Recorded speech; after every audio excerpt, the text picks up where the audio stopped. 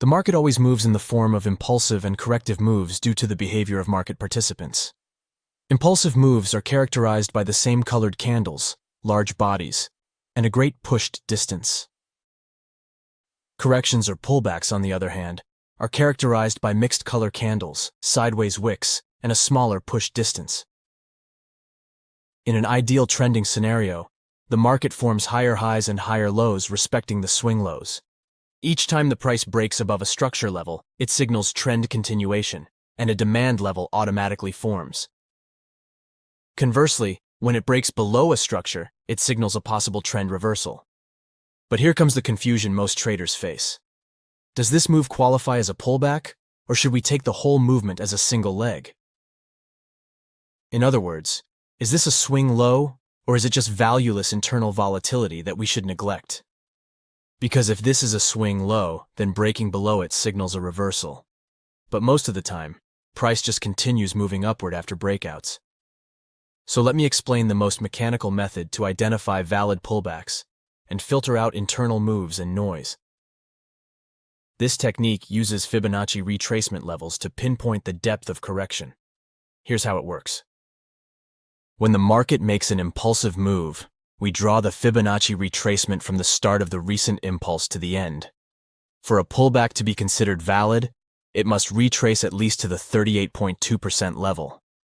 If the price doesn't reach this level and continues higher, it's often just internal volatility, a weak reaction with no real correction behind it. These shallow moves are unreliable and can lead to false signals. By waiting for a pullback to hit the 38.2% level or deeper, we ensure that we're only reacting to meaningful corrections, not just market noise. So in this case, it is considered a single leg, and a reversal only occurs if the market breaks below this swing low. Let's recap this in a bearish scenario. To identify a valid pullback, the retracement must reach at least the 38.2% Fibonacci level of the previous bearish leg. If the correction doesn't meet this minimum level, we consider it insignificant noise, not a true pullback. These shallow moves often lack real selling interest and can mislead traders into expecting a reversal too early. For example, let's find out if this move is a valid pullback or just noise in the price movement. Reversal too early. For example, let's find out if this move is a valid pullback or just noise in the price movement. If we apply the Fibonacci retracement tool from the start of the impulsive move to its end, we'll see that it has reached the 38.2% level. This confirms that the move qualifies as a valid pullback. It shows that the market has paused long enough for some profit-taking or counter-trend interest, which adds structure to the chart. From this point, if the price resumes in the direction of the original trend, we have a break of the market structure and can look for continuation setups with more confidence.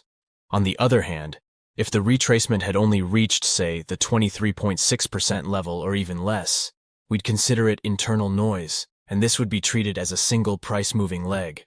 In this case, there would be no break of structure and no valid swing high. Now that we know how to identify impulse and pullback, let's talk about market direction.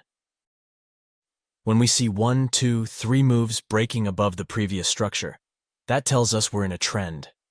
If the price then forms another pullback and impulse, we have trend continuation. Now here comes a very important point. We mark the lowest point of the pullback as our swing low, but only after a break of structure has happened. This means that during a correction, the price might create many lows, but those are not swing lows. Breaking below these minor lows does not mean the trend is reversing. The real swing low is confirmed only after the market structure is broken. Then the lowest point of correction becomes our swing low, and breaking below it signals a possible reversal. Let's look at a bearish price action example to apply this method and clear up any doubts. So here we have a bearish market structure. At first look, it might seem choppy with no clear direction. But we're going to apply our method and find out what the market is really doing as price action forms. Also, keep this in mind. If you're trading a trend continuation setup, it's best to focus on charts where the direction is clear. Avoid choppy, unclear markets. Now let's start from the beginning. Here we have 1, 2, 3 moves breaking below the recent structure. So we're in a downtrend. Here is our low, high, and lower low. If price breaks below the recent structure again, the trend continues. and the correction should happen within this range. Let's see what happens next. The market makes a small pullback and continues downward. So after this breakout, we can mark the recent swing high and swing low. Breaking below the swing low means trend continuation, and breaking above the swing high means a potential reversal. So again, the correction happens inside this range.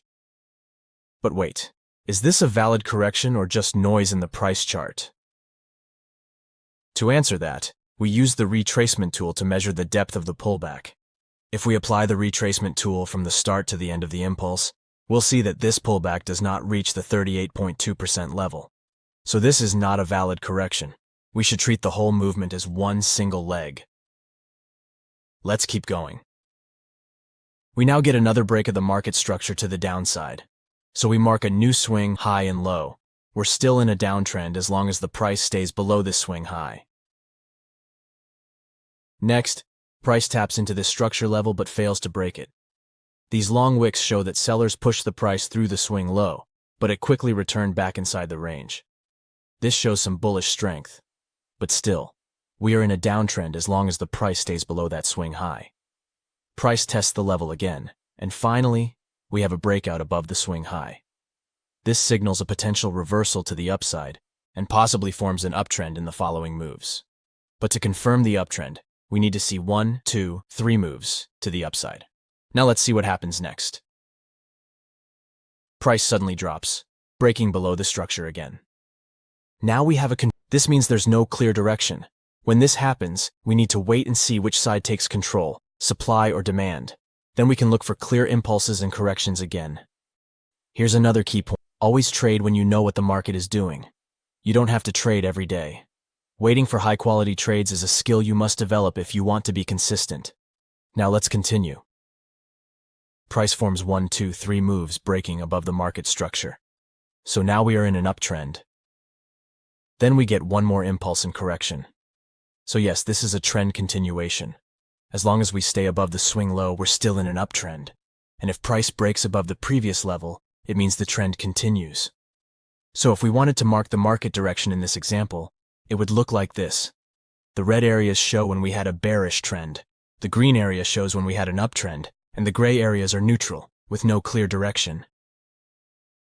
Now that we've talked about the breakout, it's time to see what qualifies as a valid break. But before we continue, we have already mentioned several times that a break of structure signals trend continuation. Additionally, it allows us to pinpoint the recent swings. But what qualifies as a valid break of structure? A break of structure is only valid if there is a candle that clearly breaks and closes through the structure level. Although a wick above this high shows that buyers were able to extend the boundaries and push the price higher, it also shows an immediate rejection back inside the range. This often resembles a liquidity grab, where stop losses are triggered for traders who went short due to the previous rejection. If we get another break with a full-bodied candle, it signals a valid breakout. At this point, we can identify the origin of this move that caused this breakout as our swing low.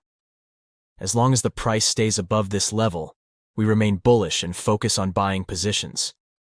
But what happens if the price breaks and closes below this high-quality demand zone? This would indicate that buyers have failed to hold the level, and sellers have taken control.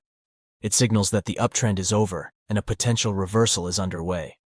So, when price breaks through a high-quality level like this, we can confidently say that the market structure has shifted and the momentum is now favoring the sellers.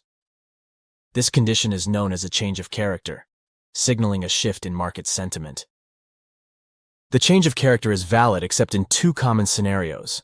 Sometimes the market structure conditions make these changes invalid. Let's break this down step by step. Right here, we have a major swing low that triggered this breakout. A break below this level might seem like a valid change in character. However, if you look at the left-hand side, you'll notice something important. This level aligns with a significant area of liquidity. Here's the deal.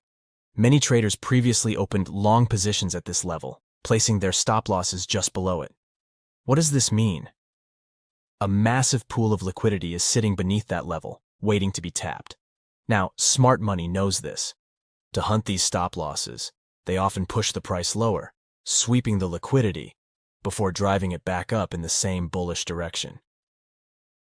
Here's the key takeaway. When a major swing low sits in a liquidity hotspot, breaking through it is often just a liquidity grab, not necessarily a signal of a market reversal. In this context, we can't classify this break as a valid change in character. If the price re-enters the range after the liquidity sweep, it creates an excellent opportunity for a long position. Why? Because the overall trend remains bullish, the sell-side liquidity has been engaged, and the next target is the buy-side liquidity. As smart money traders, our goal is to enter after the stop losses are taken out when the real move begins. Now, that's just one piece of the puzzle. Let's talk about another concept that can also invalidate a change of character: the mitigation of fair value gaps. As a smart money trader, identifying FVGs should be one of the first steps you take when analyzing a chart, because these zones often act as magnets for price. In most cases, before continuing its trend, the market pulls back to fill these gaps. This is why FVGs are critical zones to watch.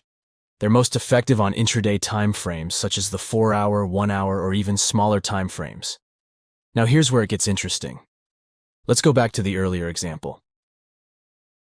Look closely at the left-hand side, and you'll spot an unmitigated fair value gap sitting just below the major swing low.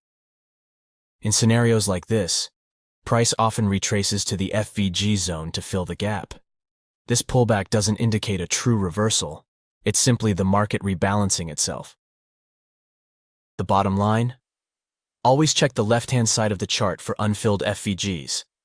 This helps you distinguish between a move that's just filling a gap and one that reflects a real shift in market sentiment. By doing this, you can avoid false signals and stay aligned with the bigger picture. Now that we understand how to identify market direction using breakouts and changes, let's take it a step further and see how the system of market sentiment actually works. The system operates based on mitigations. When price mitigates a demand level, demand takes control over supply. Conversely, when price mitigates a supply zone, supply takes control over demand. I know it sounds so strange, but it all will make sense in a minute. Imagine the market is in an uptrend, forming a series of higher highs and higher lows. Each time price breaks structure to the upside with fair value gaps, a strong demand zone is created. These demand zones remain unmitigated until price revisits them, offering ideal opportunities to trade with the dominant trend. However, if the price breaks below a strong demand area, it forms a change of character. This signals two key things. First, supply has taken control over demand, and second, a new valid supply area has been established. From there, the price continues moving downward, forming new supply zones until it reaches the next unmitigated demand area. At this point, a battle between supply and demand occurs. Sometimes this results in consolidation and a ranging market between these two zones. A break above or below the range will determine which side gains control. Now, a quick tip for the end of the video. Don't chase the market. Let the market come to you. Having patience, trusting your analysis,